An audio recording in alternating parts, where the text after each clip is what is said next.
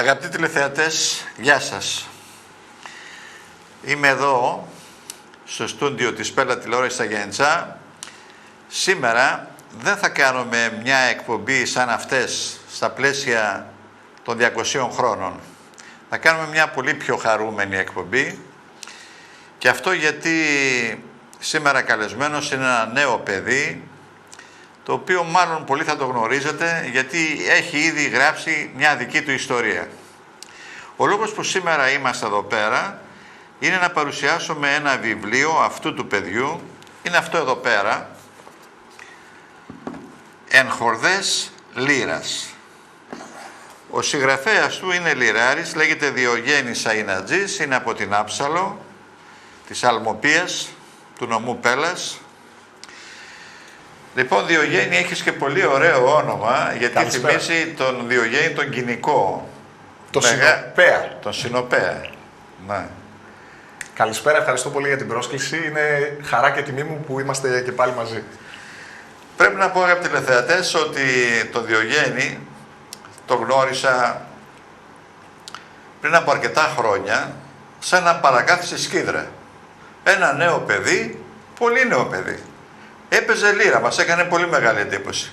Πού να το φανταστώ τότε ότι μετά από ίσως 25 χρόνια θα είναι εδώ απέναντί μου για να κάνουμε κουβέντα για το «Εγχορδές Λύρες». Γιατί, Διογέννη, αυτό το βιβλίο το έχεις γράψει? Τι σε παρακίνησε για να το γράψεις? Λοιπόν, το βιβλίο αυτό, πώς ξεκίνησε, πώς ήρθε η ιδέα? Ξεκίνησα να διδάσκω στους μαθητές μου εδώ και πολλά χρόνια, από το 2008. Πάντοτε, μέχρι τότε, υπήρχε η μέθοδος διδασκαλίας της οπτικοακουστικής μάθησης, δηλαδή της πρακτικής καθαρά εκμάθησης του οργάνου. Έτσι μαθαίνανε οι μαθητές έως τότε, και η δεύτερη μέθοδος που εισήχθη για την εκμάθηση της λύρας ήταν αυτή η ευρωπαϊκή μέθοδος του πενταγράμμου. Το πεντάγραμμα όμως δεν μπορεί να αποτυπώσει 100% τις ιδιαιτερότητες της μουσικής, της ποντιακής. Έχουμε κάποιες σημαντικές διαφορές με την ευρωπαϊκή μουσική και δεν μπορεί σημειολογικά να αποτυπωθεί η ποντιακή μουσική 100%. Επίσης, ένας παράγοντας, δηλαδή αυτός ήταν ένας παράγοντας ο οποίος με παρότρινε στο να δημιουργήσω μια μέθοδο εξ ολοκλήρου από το μηδέν, αλλά ένας πολύ ακόμα σημαντικότερος παράγοντας, αυτό που με παρακίνησε και είχα πάντα στο μυαλό μου και συνεχίζω να το έχω, είναι τι θα αφήσει πίσω ο καθένας μας, το αίσθημα της ευθύνης του να αφήσουμε κι εμείς κάτι πίσω, όπως μας άφησαν και οι προηγούμενοι. Έτσι, και με την παρότριση βεβαίως μέσα από περιοδίες και ταξίδια στο εξωτερικό από τους αιμογενείς, να μπορέσω να φτιάξω κάτι για να μπορούν να διδαχθούν και αυτοί οι οποίοι δεν έχουν τη δυνατότητα να έχουν ένα δάσκαλο στο πλευρό τους. Ξεκίνησα τη μέθοδο να τη δουλεύω, να τη φτιάχνω βήμα-βήμα και να τη δοκιμάζω ταυτόχρονα και στους μαθητές για να βλέπω τις ελλείψεις, τις παραλήψεις και τα λάθη, τα ενδεχόμενα. Έτσι σιγά-σιγά χτίστηκε το σύγγραμμα και στην πορεία έγινε βιβλίο. Και καταλήξαμε να κρατάμε στα χέρια μας το «Εγχορδές Λύρας», πάντοτε, να μην το παραλείψουμε, τη βοήθεια του κυρίου Σάβα Καλεντερίδη, που είναι και ο εκδότης από τις εκδόσεις Συμφογνώμων, και τον ευχαριστώ πολύ για την εμπιστοσύνη που μου έδειξε. Να υπηρετείς τον πολιτισμό μέσα από την εκμάθηση της λύρας, την καλλιέργειά της, καθώς και τους χορούς, βέβαια. Εσύ τώρα έχεις ασχοληθεί και με τα δύο. Ναι. Και με το χορό και με τη λύρα. Υπήρχε κάτι το ιδιαίτερο που σε παρακίνησε να γίνεις λυράρης? Αυτό που με παρακίνησε, η ενασχόλησή μου γενικά με την παράδοση, ξεκίνησε από πολύ πολύ μικρή ηλικία. Πριν ακόμα ασχοληθώ και με τη λύρα, ξεκινήσω να μαθαίνω λύρα, πάντα μου άρεσαν οι παραδοσιακοί χοροί και πάντα μου άρεσε να ψάχνω τι κρύβεται πίσω από αυτό που φαίνεται. Πάντα μου άρεσε να αναζητώ την προσωπική μου ιστορία και το προσωπικό μου γενεολογικό δέντρο. Και ίσως αυτά ήταν και κάποιες ιστορίες του συγχωρεμένου του παππού μου και της γιαγιάς μου, που με βάλανε στο τρυπάκι να σκέφτομαι και το μικρόβιο αυτό, τι έγινε τα προηγούμενα χρόνια, πώς φτάσαμε εμείς εδώ, από πού κρατάει η σκούφια μας.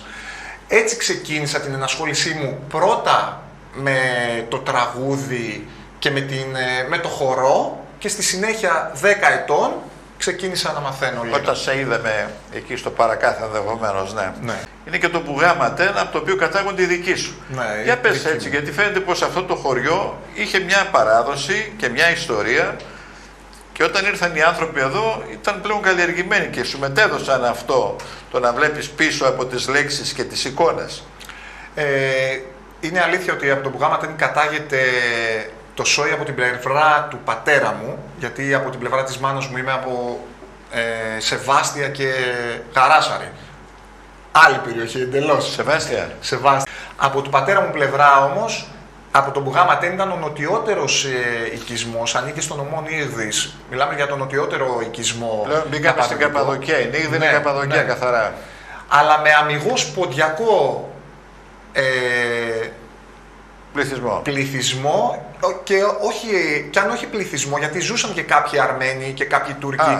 Το Μπουγάματεν όμως ήταν καθαρά ποντιακό και τηρούσε ευλαβικά τα ήθη και τα έθιμα και τα προστάτευε. Πάντα η καταγωγή του χωριού ήταν από την Αργυρούπολη. Ναι. Όπως ναι. παντού. Οι πρώτοι μέτικοι εκεί φύγανε από την Κορόξινα. Ήταν όλοι μεταλλορύχοι και γνώστες του επαγγέλματος και της δουλειάς αυτής. Γι' αυτό και φύγανε, κλείνοντας τα μεταλλεία από την Αργυρούπολη, ψάξανε για νέους μεταλλευτικούς προορισμούς. Λοιπόν, η οικογένειά σου είχε πριν από σένα καλλιτέχνες, λιράριδες ή κάτι παρεμφερές? Η οικογένεια όχι, δεν είχε. Δηλαδή και μέχρι και τους παππούδες μου που θυμάμαι εγώ δεν είχαμε κάποιους καλλιτέχνες, είτε μουσικούς είτε τραγουδιστές είτε οτιδήποτε.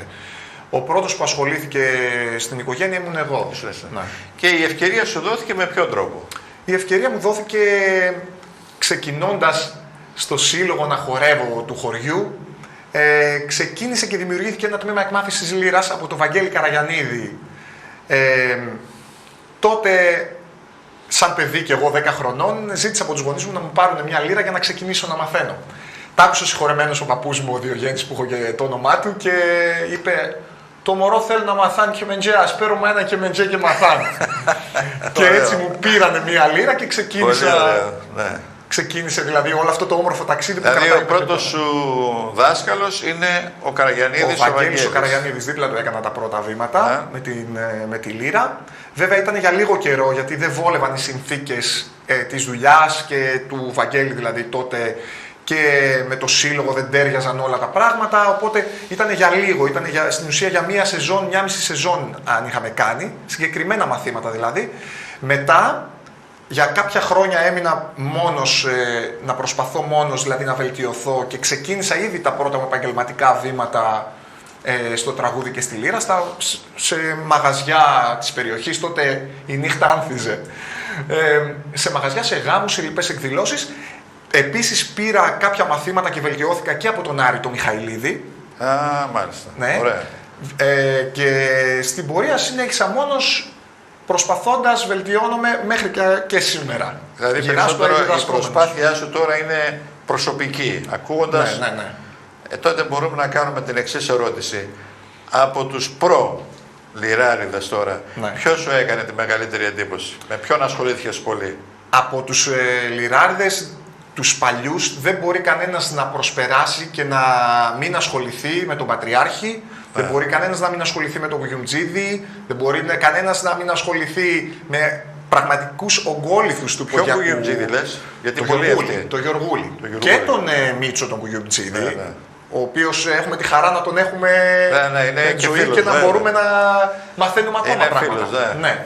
Αλλά δεν μπορεί κανένας να μην ασχοληθεί με αυτά τα ονόματα. Αποτελούν τους ακρογωνιαίους λίθους στο Ποντιακό. Είναι αυτοί που φέρανε τη μετάβαση από τους ποντίους πρώτης γενιάς που ήρθανε από την πατρίδα δηλαδή, και είναι αυτοί, ειδικά ο Γογός είναι αυτός που μετεξέλιξε και το όργανο και το έβαλε μέσα στα σπίτια όλων.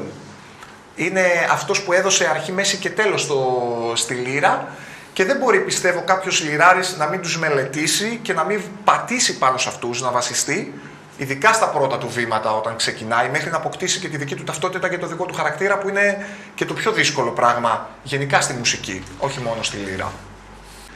Πρέπει να ξέρουμε απλώς τι κάνουμε. Έχω σταθεί πάρα πολύ, και ξεκίνησα την κουβέντα μου με αυτό, και έχω σταθεί πάρα πολύ και στο βιβλίο σε αυτό.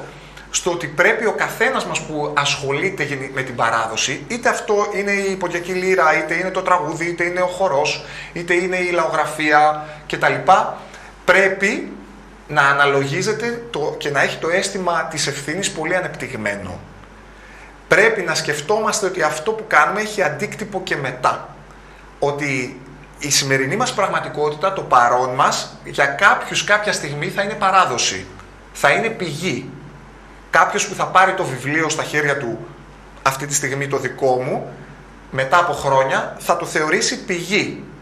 Δεν θα τον ενδιαφέρει αν έκανα εγώ έρευνα, πώς την έκανα, πώς κατέληξα σε αυτά που γράφω. Είναι κάτι δεδομένο. Ναι, αυτό. το θεωρεί κάτι δεδομένο και είχα και αυτή τη συζήτηση και με τον κύριο Καλεντερίδη, όταν το συζητούσαμε και μου είπε ότι το βιβλίο από τη στιγμή που γράφεις κάτι από εκεί και πέρα αποτελεί πηγή για κάποιον άλλον. Και μάλιστα πρωτογενή. Ναι, θεωρείται δεδομένη η έρευνα που έχεις κάνει. Οπότε, εγώ ανέκαθεν λειτουργούσα έτσι, είχα ανέκαθεν το αίσθημα της ευθύνης και των λεγόμενων μου και των πράξεών μου και φυσικά της συγγραφής μου. Πολύ ωραία. Αυτό λοιπόν τώρα, μέχρι τώρα είναι το πιο σοβαρό έτσι, ως επιστέγασμα που έχεις κάνει, αλλά έχεις ήδη κάνει μία ιστορία.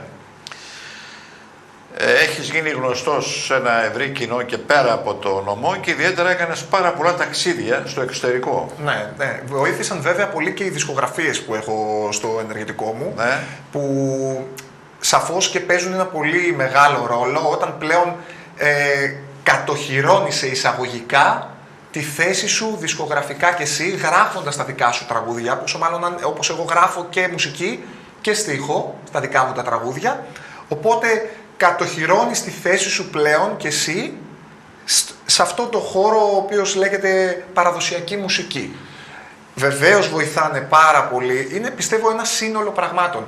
Βοηθάνε πάρα πολύ και τα ταξίδια, οι περιοδίες στο εξωτερικό. Πού έχεις πάει, για πες, πού έχεις πάει. Έχω πάει σε πολλές χώρες, δόξα τω Θεώ, ευγνωμονώ τη λύρα για τα ταξίδια που έχω κάνει. Έχω ταξιδέψει σε πολλές χώρες της Ευρώπης, 5 φορές στη Σουηδία, 5 φορές στη Δανία, δεν θυμάμαι και εγώ πόσες φορές στη Γερμανία, στην Ολλανδία, 2 φορές στο Βέλγιο, 2 φορές στην Κύπρο, αλλά θέλω να στον Πόντο, έχω πάει στην Ιταλία. Θέλω να σταθώ όμως στα ταξίδια στην Αυστραλία. Έχω κάνει 6 περιοδίες στην Αυστραλία από το 2012 μέχρι και το 2018, τα τέλη του 2018. Θέλω να σταθώ στην Αυστραλία γιατί και οι περιοδίες αναγκαστικά είναι περισσότερες μέρες επειδή είναι πολύ μεγάλο το ταξίδι και το κοινό είναι πολύ περισσότερο, μιας και ο ελληνισμός είναι πολύ περισσότερος, η ομογένεια στην Αυστραλία και οι εμφανίσεις πολλαπλασιάζονται αφού ο καιρός είναι περισσότερος που μένεις εκεί. Είναι εμπειρίες μοναδικές, εμπειρίες ζωής, ταξίδια ζωής, τα οποία, όπως είπα, ευγνωμονώ τη λύρα που τα έχω ζήσει και που θα ζήσω και στο μέλλον, ευελπιστώ. Έχει πάρα πολύ ελληνισμό εκεί. Πάρα πολύ, ναι. Και μεγάλο ποσοστό είναι ποντιακό, έτσι. Μεγάλο ποσοστό είναι και πόντι, αλλά ο ελληνισμός δεν είναι μόνο πόντι, γι' αυτό και όπως Ναι, είπα, σίγουρα, ναι. παίζουμε και διαφορετικά πράγματα, γιατί το κοινό από κάτω μπορεί να τύχει να είναι, ας πούμε, και νησιώτες, να είναι και στερεοελαδίτες, να είναι και κριτικοί. Πάρα πολύ κριτική. Άρα παίζεις δηλαδή και κριτικά. Ναι. Την Πεντοζάρα, την βέβαιες πολύ καλά, έτσι. Έτυχε να κάνω στην πρώτη μου περιοδία, το 12, έτυχε να κάνω και 2 εμφανίσεις μαζί με πολύ μεγάλους καλλιτέχνες. Με τον Βασίλη το Σκουλά και με τον Νίκο το Στρατάκη. Να παίξουμε μαζί σε 2 εκδηλώσεις. Ήταν πολύ ωραίες εμπειρίες. Επίσης γνωρίζομαι και με τα εγγόνια, τους ξυλούριδες, του Ψαραντώνη. Έχει τύχει να παίξουμε και μαζί. Του Ψαραντώνη τα εγγόνια, ναι. Τα εγγόνια, Ναι. Πολύ καλά. Και γι' αυτό και τα ταξίδια στην Αυστραλία είναι, όπως είπα, ταξίδια ζωής, είναι εμπειρίες οι οποίες μένουν χαραγμένες στη μνήμη σου και τα ξεχωρίζεις λίγο από τα υπόλοιπα ταξίδια εντός Ευρώπης που είναι συνήθως μικρά, 1 ή 2 ημέρες. Κάθεσαι και επιστρέφεις. Τελικά πώς βλέπεις το μέλλον σου? Θα σε τραβήξει η μουσική, γιατί κάνεις κι άλλο επάγγελμα για να βιοπορήσεις, έτσι. Ναι. Πώς το βλέπεις το πράγμα αυτό? Για μένα η μουσική και η λύρα δεν ήταν ποτέ το επάγγελμά μου στο μυαλό μου. Άσχετα που ήταν στην πραγματικότητα και με ακολουθούσε και με ακολουθεί μέχρι και σήμερα, είτε παίζοντας, είτε γράφοντας, είτε διδάσκοντας, είτε ταξιδεύοντας για να τραγουδήσουμε κτλ. Ποτέ μου μέσα μου δεν το είδα σαν επάγγελμα. Ίσως να είναι και η συνταγή της επιτυχίας σε εισαγωγικά, το ότι ποτέ δεν θα το δεις καθαρά οικονομικά, και αν μπορείς να βιοποριστείς από αυτό, να μην βασιστείς δηλαδή 100% σε αυτό. Το μέλλον μου τώρα στη Λύρα, σίγουρα μέσα στις δύσκολες εποχές που ζούμε για τον πολιτισμό γενικά, γιατί ο κορονοϊός έφερε τα πάνω κάτω στη μουσική και στον πολιτισμό, σίγουρα θα είναι δύσκολο και είναι δύσκολο για όλους όμως. Εγώ το βλέπω ότι πρέπει να συνεχίσουμε την προσπάθεια. Εγώ θα συνεχίσω ούτως ή άλλως την προσπάθεια. Συνεχίζω να γράφω. Έχω φτιάξει και πρόσφατα ένα καινούριο στούντιο ηχογράφησης και συνεχίζω να γράφω τα δικά μου τραγούδια, τις δικές μου μελωδίες, τις δικές μου συνθέσεις και να προσθέτω κι εγώ το λιθαράκι μου στο εύθραυστο οικοδόμημα της παράδοσης. Νομίζεις ότι έχεις γράψει ένα τέτοιο τραγούδι, το οποίο, έστω και ένα τραγούδι, Ναι. θα γίνει κλασικό κομμάτι και θα σε καταξιώσει? Ακόμα το έχεις γράψει?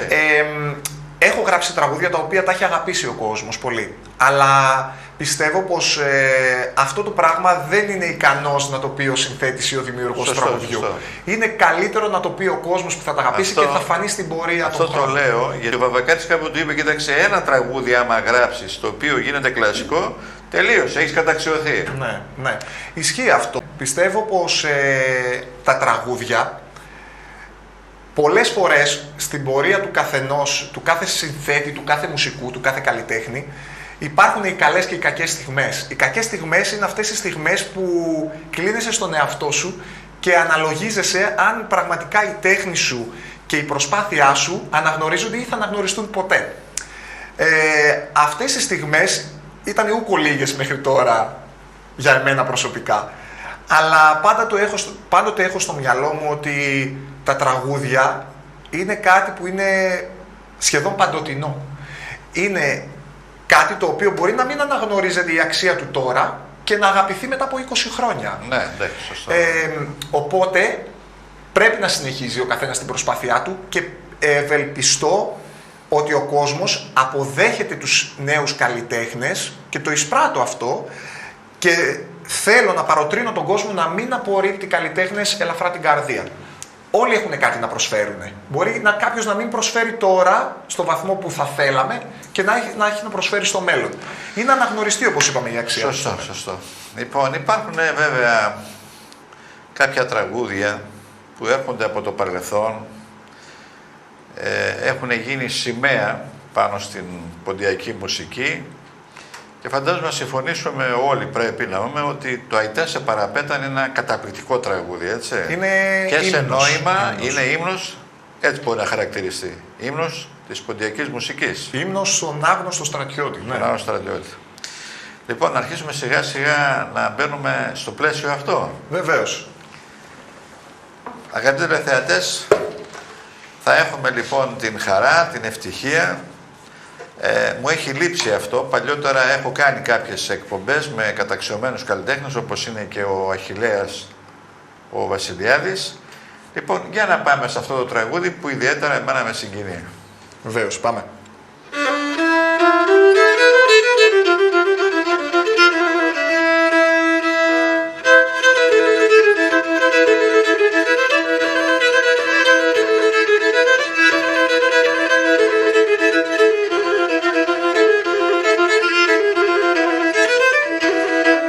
Αιτέντζε παραπέτανεν, αιτέντζε παραπέτανεν, ψηλά σα επουράνια ουιαμάν αμάν, ουιαμάν αμάν, ψηλά σα επουράνια ουιαμάν αμάν, ουιαμάν αμάν.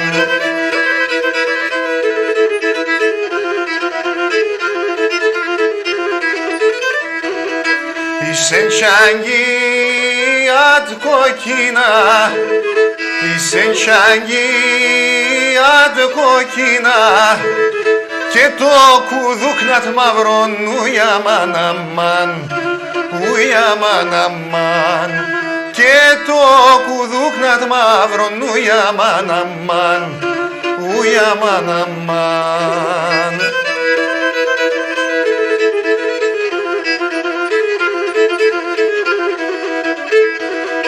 Και κράτνεν και σα καρτσιαντού και κράτνεν και σακατσιάντου παλικάρι βρασιώνα σου αμάν αμάν, αμάν αμάν.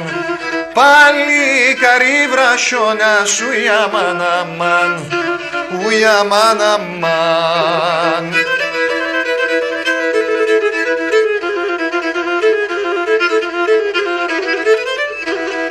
Αϊτε μια δόσμα Σοκράτης, αϊτε μια δόσμα Σοκράτης, για πέι με όθεν κοίτε ουιαμάν αμάν, ουιαμάν αμάν. Για πέι με όθεν κοίτε ουιαμάν αμάν, ουιαμάν αμάν.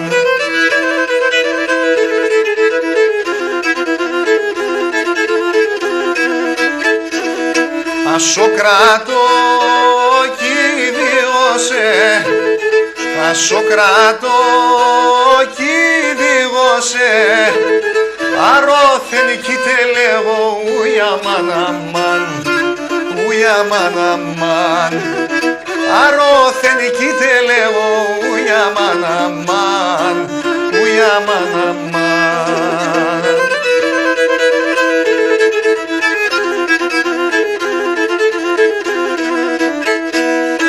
Ακίσο πέραν τα ράσια, ακίσο πέραν τα ράσια, σε λάτια επεκείμερο σου αμάν αμάν, ουιαμάν αμάν.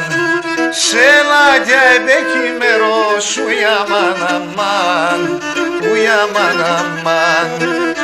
Τραντέλενα σκότωσαν, Τραντέλενα σκότωσαν, και κοίτε ματωμένο σου να ηλιεμέν, τον αΐνουμεν. Και κοίτε ματωμένο σου να ηλιεμέν, τον αΐνουμεν. Μπράβο Διογέννη. Γεια σας, τι κάνετε? Γεια σας κύριε Παναγιωτήδη. Καλά, εσείς πώς είστε? Λοιπόν, δεν έχουμε την χαρά να σε δούμε, αλλά έχουμε την πολύ μεγάλη χαρά να σε ακούμε. Είστε με τον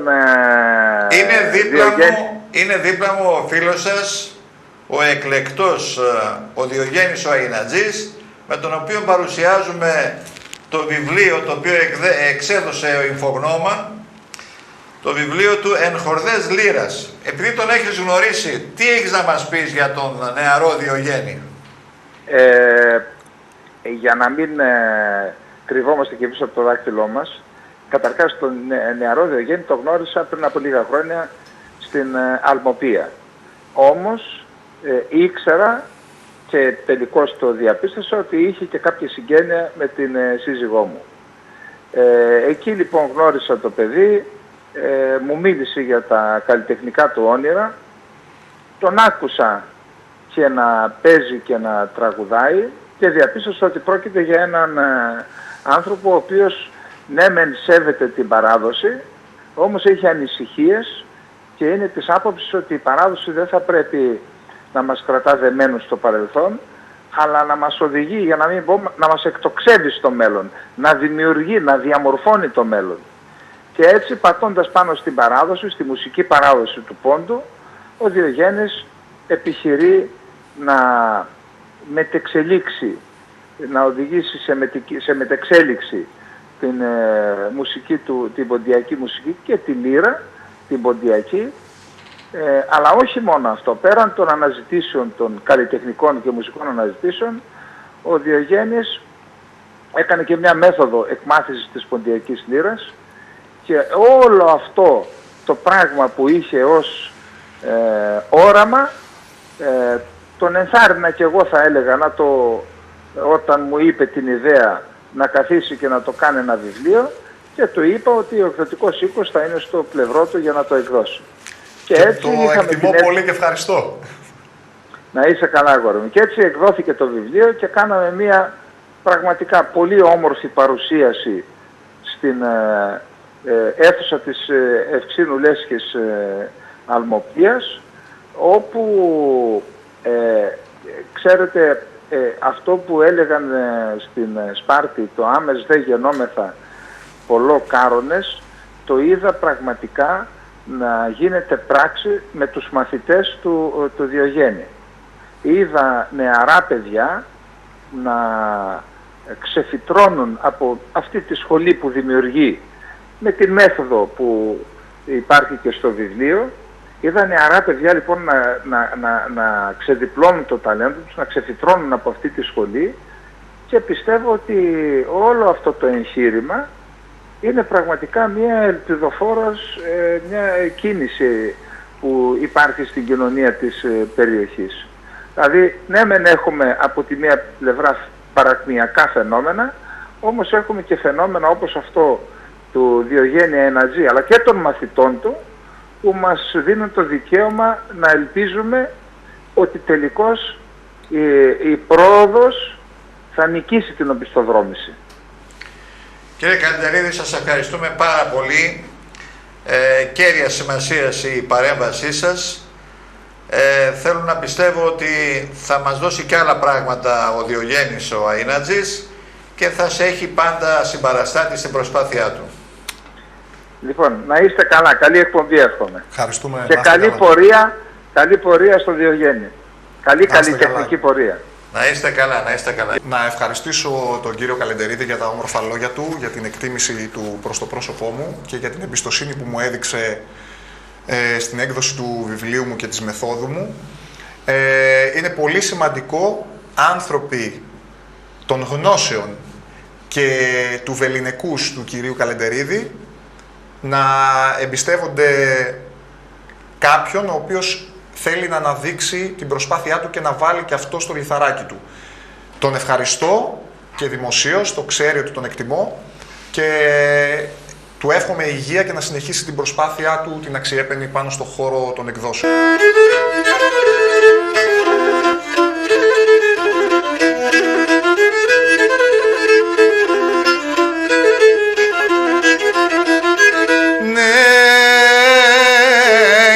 Στον κόσμο να αγαπώ ή να θέω και σένα.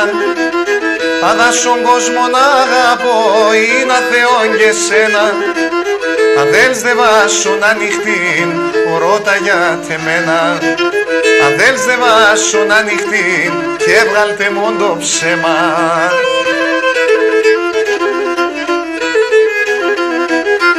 Εγώ για τεσέν και μόνο σιρωτισεύοντα στον πόνο και το κεφάλι σου μαξιλαρονούσι μεν σου δρόμον.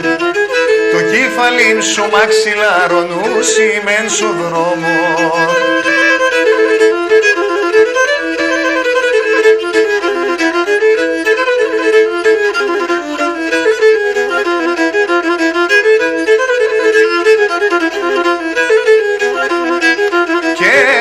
Μάτια σας στον ουρανό τα στροπά κατηβάζνε.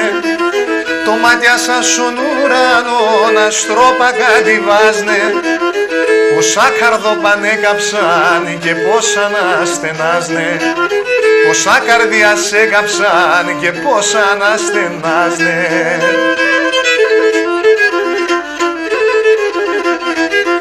Έλα πάμε στο νησί, η μάνας εγώ κι εσύ. Η μάνας καταμπάθαν και σιρωμάτεν σοπότα. Η μάνας καταμπάθαν σιρωμάτεν σοπότα.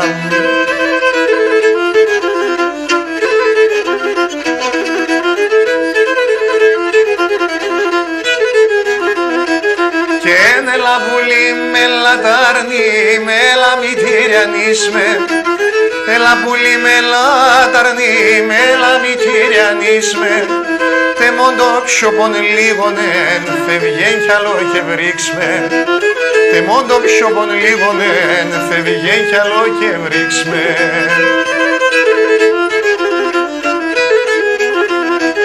Ναι τσουνίτσα στα γατέρα, πάντα λες με δε βακέλα. Μετά το χαρεντερίσμε και να φίλεμα κηδίσμε. Μετά το χαρεντερίσμε και ένα φίλεμάκι δίσμε.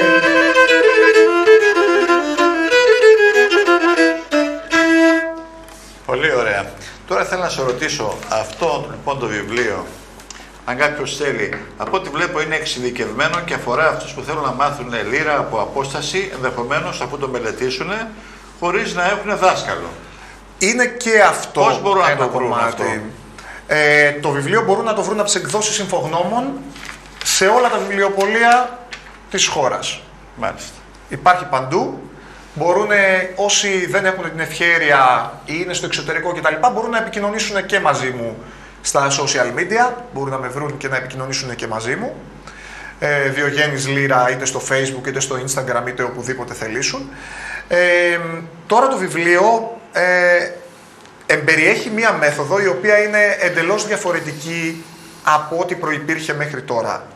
Και πού στηρίζεται αυτή η διαφορετικότητα και η ιδιομορφία του βιβλίου? Είναι ότι το βιβλίο δεν χρειάζεται κάποιος να έχει μουσική παιδεία για να ξεκινήσει.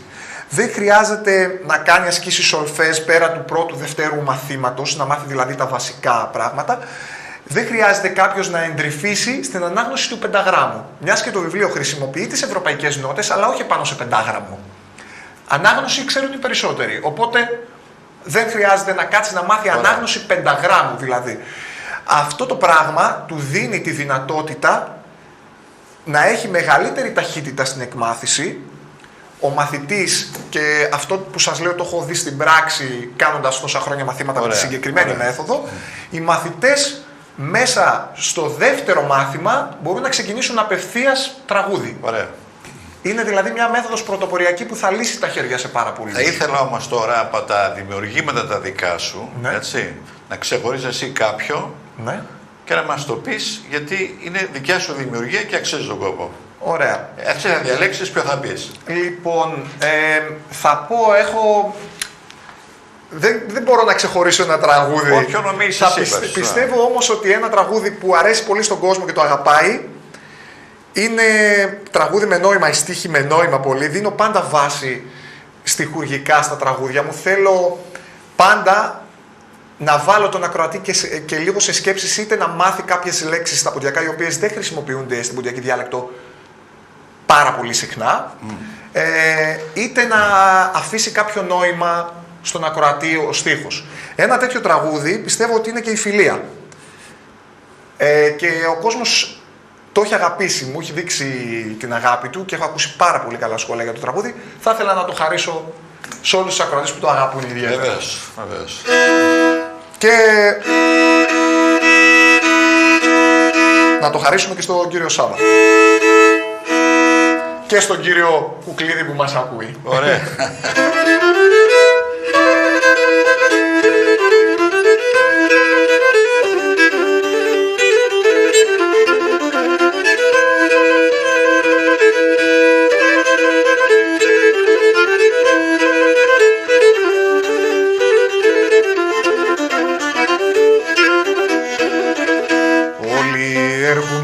Και πάμε στον κόσμο να πάν και φτάμενα από μεν μας τερέτια και χαρά και φτάμενα από μεν μας τερέτια και χαρά.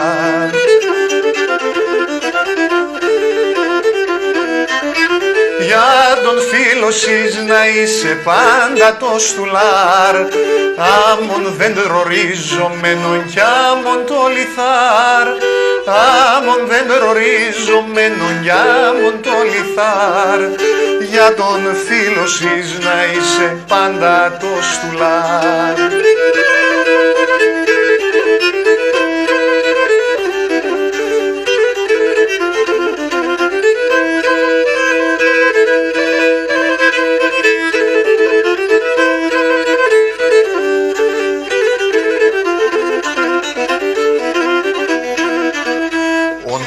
Δίνεσαι να γράψα στην καρδιά σου μα σίτε αδύναμη θυμάσαι σπαλών αμάν, σίτε αδύναμη θυμάσαι σπαλών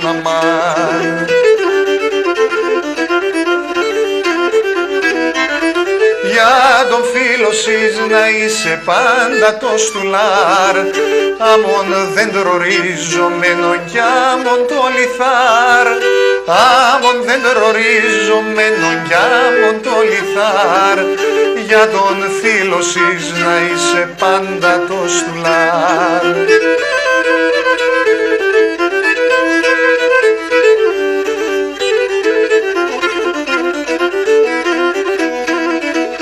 Στη ζωή εν η φιλία λέξη ιερών, άσον Θεόν βλοεμένον και να σω Χριστόν, άσον Θεόν βλοεμένον και να σω Χριστόν.